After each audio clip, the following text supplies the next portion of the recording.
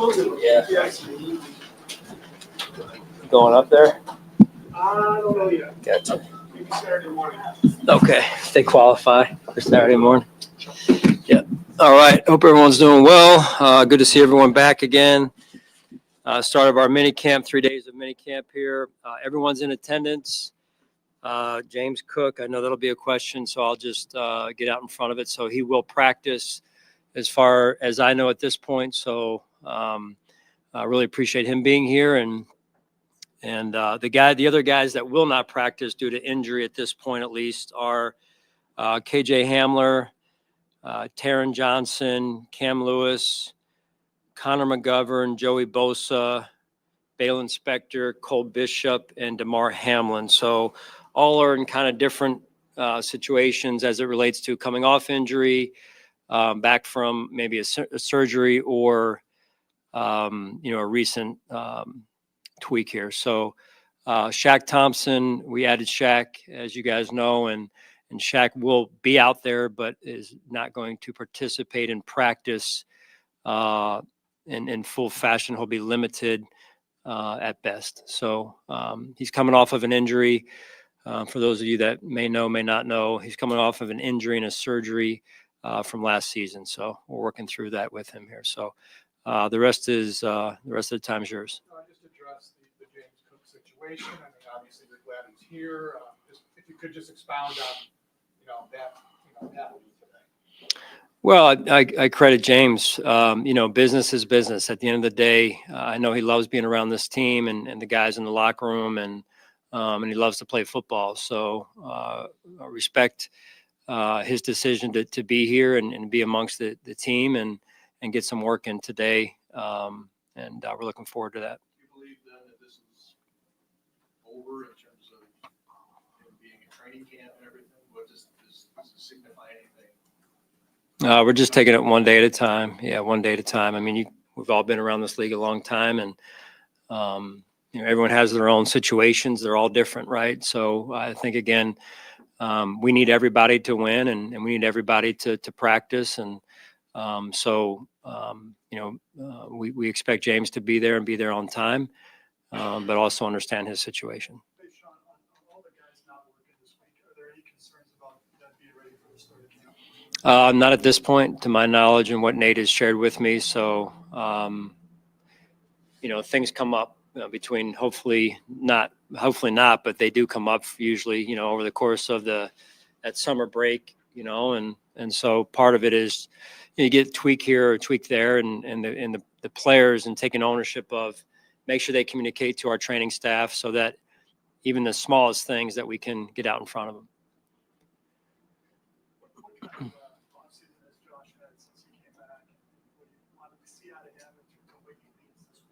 Yeah, it's good to have him back. Certainly, I think it's been documented out there, at least to some extent. He got married and now he's back with the team. So, life comes up, and it's been fun to watch him grow, and but really appreciate him being here, right?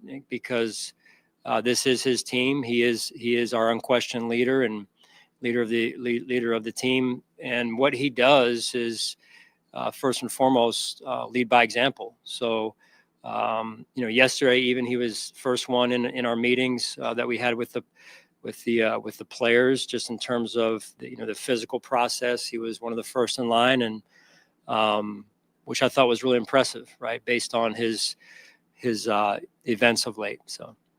How have you seen Josh grow and handle himself in the light of the limelight, in the attention, be it the Madden cover or the contract he signed, or getting married to a high-profile actor and things like that? How have you seen him adapt that way, being himself? Yeah, I think and this is what is, I think, really been fun to watch and really good for our community and our fan base is they have a player like Josh that they can cheer for, and he makes amazing plays, and he continues to grow as a quarterback on the field. Just as amazing, though, is who he is as a person, right? The family he comes from, who he continues to become as a young man. And I mean, what I've seen is this truly genuine, authentic person who, yes, is in the limelight. Yes, is one of the top players in our league, and maybe the top player in the NFL. And but he is so authentic, so down to earth, so relatable. I think that's really the connection and the cool piece about Josh is because he is who he is in the ways that he is who he is, he's able to have that connection in our community. And again, it's genuine, it's authentic. And just again, watching him out in the walkthrough today, a few minutes ago, I guess you would say you would never have guessed that he just experienced what he experienced, right? So an unbelievable ability to connect, unbelievable ability to stay true to himself and where he comes from and who he is. Yes. Yeah.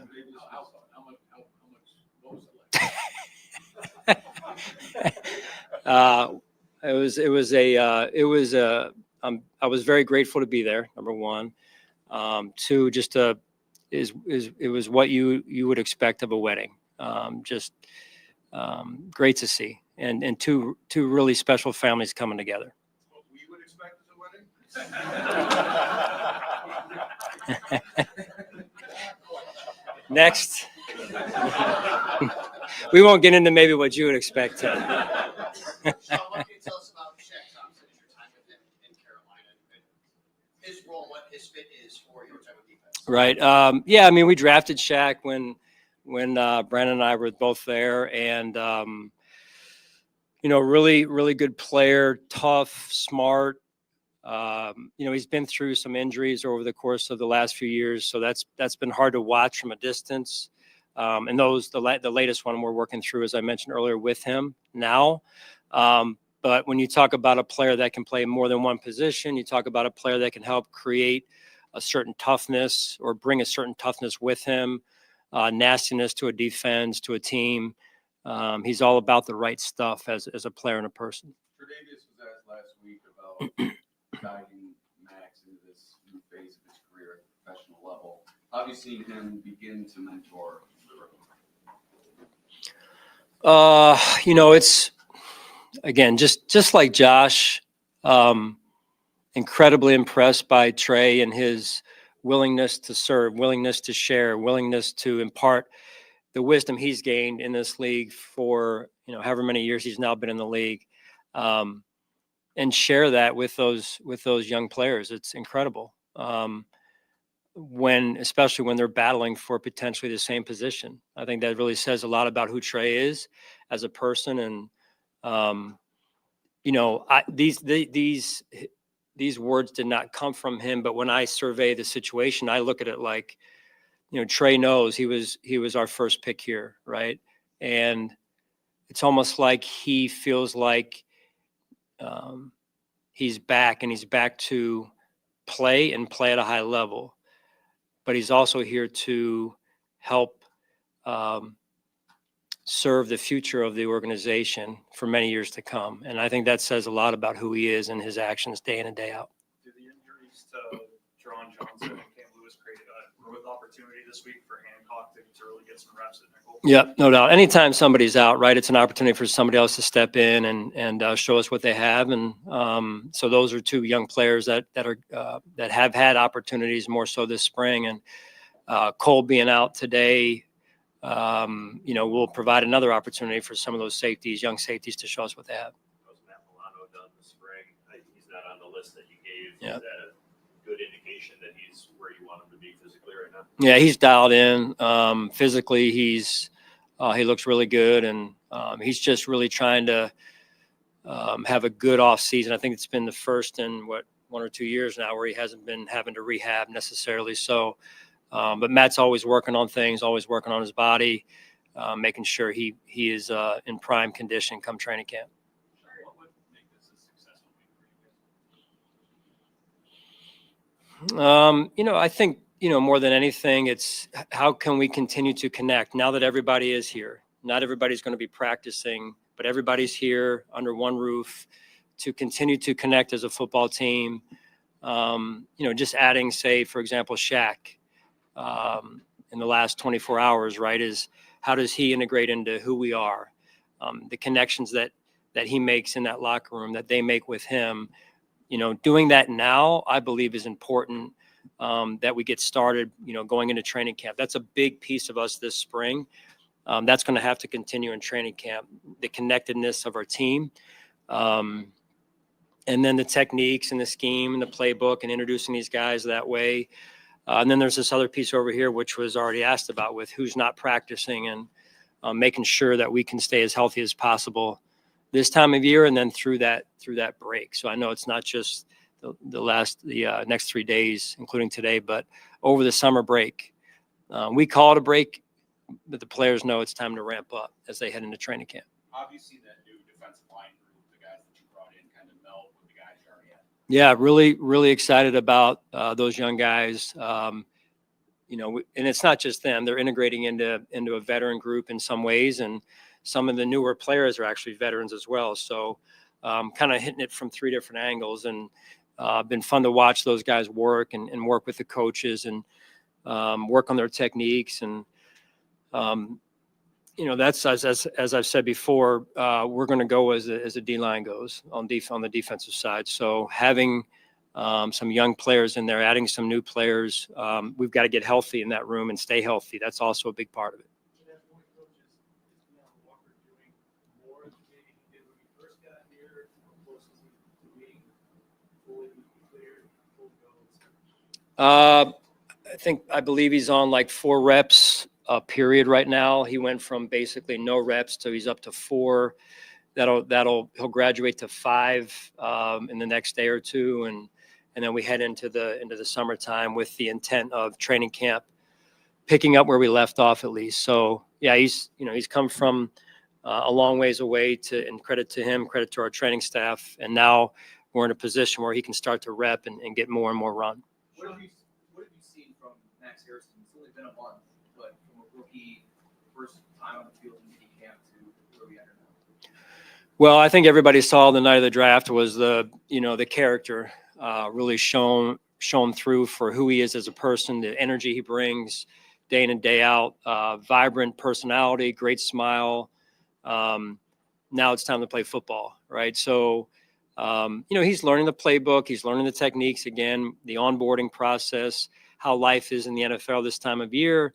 And what you're seeing really with Max is, let's just say he started here. That's not that it's low. It's just all these rookies come in and start at a certain point, and then he's every day really been intent on getting better, having a purpose, going out to the practice field. And a lot of our young players have been doing that as well. To follow up on that, and then we asked about Trey, while he's mentoring and doing that, it's also a competitive situation that you build in all these positions. With a guy like Trey, you've seen him from when he started to now, you see flashes of that, the competitiveness, or is that just like the way he's wired? Because while he's helping this young guy, he's also competing with him. Yeah. That is some of the uniqueness of this business is such a results-driven business, such a transactional business. Unfortunately, in a lot of ways, it is what it is, right? But when you have a player or a person, in this case like Trey, it doesn't surprise you when you see them turning around and helping a young player like Max, like Dorian, and beyond. So again, it just, you would hope that if you or I or anyone in this room was in the same position, we would do the same thing. But again, I think it goes back to Trey, and I don't want to put words in his mouth because this did not come from him. But when I survey the situation, as I said earlier, Mike, I just believe in my heart that there's something deeper behind all of it with Trey, because I know what this place means to him.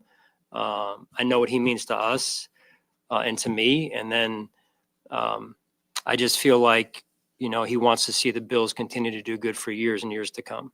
Sean, what have you liked about Jackson Hawes' approach so far? And what are some traits that it takes to be a successful, what you would call a locker room tight end?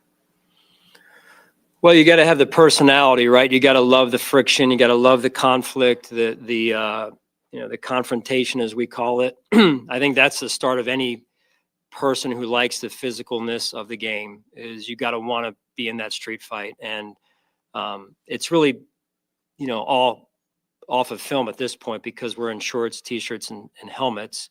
But his personality does seem to speak about, he likes the noise, and some like it and some don't. And we'll see when we get in training camp. And we've quite honestly tried to educate our rookies on what this is now that they're experiencing, and not to get too comfortable, because it's going to ratchet up, and it's going to ratchet up really fast in training camp in terms of the intensity, the physicality, the speed. That's how it goes. Spring, training camp, and then preseason game, regular season game, playoffs. It just continues on. Super Bowl. That's how the league works. How have you seen TJ Sanders integrate himself into that, knowing that, as you just said, you're still in shorts and helmets, and his primary job is going to be to hit the quarterback when he can't, which he can't do right now. But the rest of it, how has he integrated himself? In terms of the kind of the intangibles over here, yeah, he's done a really good job. He and Dion kind of pal around a little bit together. They met somewhere along the line, maybe in the Senior Bowl. So yeah, it's been fun to watch those guys. You feel like you're trying to educate them in more ways than one, right? On the grass, in terms of the scheme, the techniques, but also in terms of habits off the field that lead to winning, right? Lead to successful careers and trying to help a football team. So we're going to play a lot of young guys on defense. That's the way I see it right now, at least. There's going to be some youth to our defense, and we're going to be counting on a number of those guys to step up for us.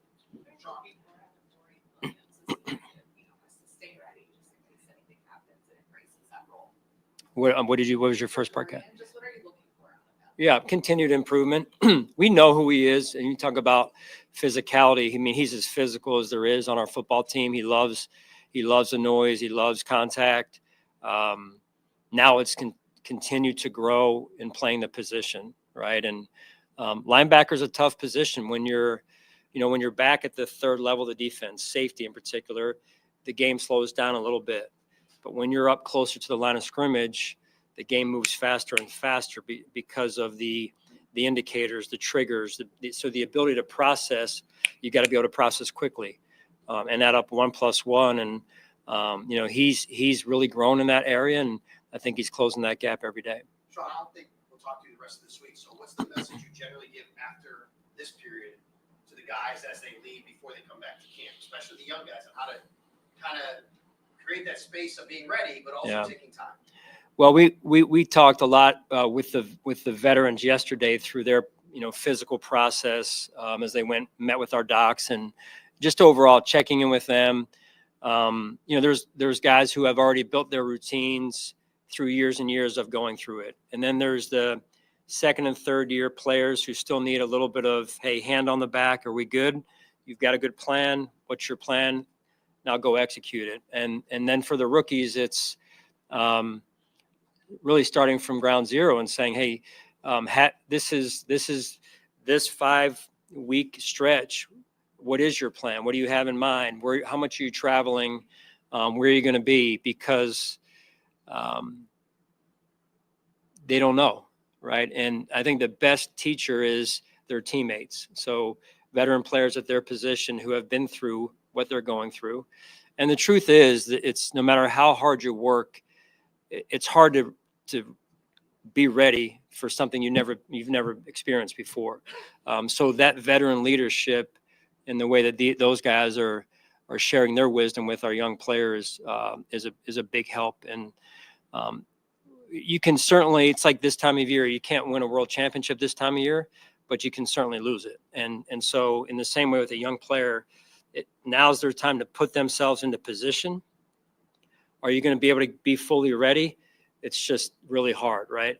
But at the end of the day, you can certainly take yourself out of position fast if you don't work, if you don't have a plan this time of year, you don't execute the plan. John, can you compare where you were heading into your first OTAs or minicamp in 2017 to now? You're just talking about that umbrella of the OTAs and everything kind of, I want to say running itself, but compared to the micromanager maybe, how's it different? Where I was Yeah. then? The whole program. Yeah. Well, I had more hair then, I think, maybe a strand or two. No, I remember them just physically. I think we had torn up the practice fields, and we were forced to, I believe, practice inside or over at the stadium, which I thought was great, getting our players over there. And it's just when you come in the first year, you got a lot of things that you want to get done, and you got to pick your spots on what's actually realistic to get done and what isn't, what you can kind of get done in the days and weeks and months and years ahead. But I think more than anything, it was just trying to get us all on the same page and get the right people here, and then create a culture that leads to winning, the habits that lead to winning. We ask you a lot about, what players need to do this week or what they need to do over the next couple months. What do you want to see from your coaches? You still got a lot of really young coaches on your staff, and they have experience, but what do you want to see from them during this point of the season? Yeah, well, just as much as the players that we're teaching them that they have to learn, we as coaches have to learn. The minute you stop learning is the minute things go south. So you've got to be a constant growth-minded individual and be curious about things. Be curious of the other side of the ball. Be curious on our side of the ball and the side of the ball that you're currently working on, and continue to hunt information, continue to hunt knowledge, and not be afraid to ask questions. So just with all of those guys, I mean, they have their own goals, and we talk from time to time, but I think the biggest thing is that they've all. I think we've had a great off season. The coaches have worked extremely hard. What I've already seen with these young players, you can tell that they're great teachers. Our coaching staff, they know how to develop young players. They also know how to welcome older veteran players who have been on other teams. And I mean, that's called the melting pot of a team, is when you can take what you have and get it to come together just right. And so that's what we're tasked with at this point, heading into training camp. And but I've been very impressed with the coaching staff and the way that not only they've done what I just said, but also they've worked together and been collaborative in that way. Two more, please. How does your approach kind of change going in with some of the younger guys on defense like you were talking about? Because usually you lean a lot on veterans. With the younger players? Yeah, man, no, we've always wanted to lean on young guys. Young guys play like anybody else. I've said this before. Young guys, old guys. It does not matter. It's who earns the right to play. Bottom line. So it's not that Sean McDermott has not played a young guy because he's been intentionally trying to keep a young guy over here. It is who earns the job. Because I'm not going to put a young guy out there or an old guy out there if their teammates don't trust them. Bottom line. So that's how we do it. 9 years of doing it. It ain't going to change. More nervous before a Bills game or yourself? Yeah, no, I'm happy for those girls. It's been great to watch them. As a dad, you're emotional about it. You watch them have success. It's fun, watching these kids grow up. Harry's been there at the games, and really appreciate him and all the coverage he's had of the team. And you're watching your kids work hard. You're watching a team work hard and reap the dividends of their hard work. So, makes you emotional watching it unfold. Good. Thank you.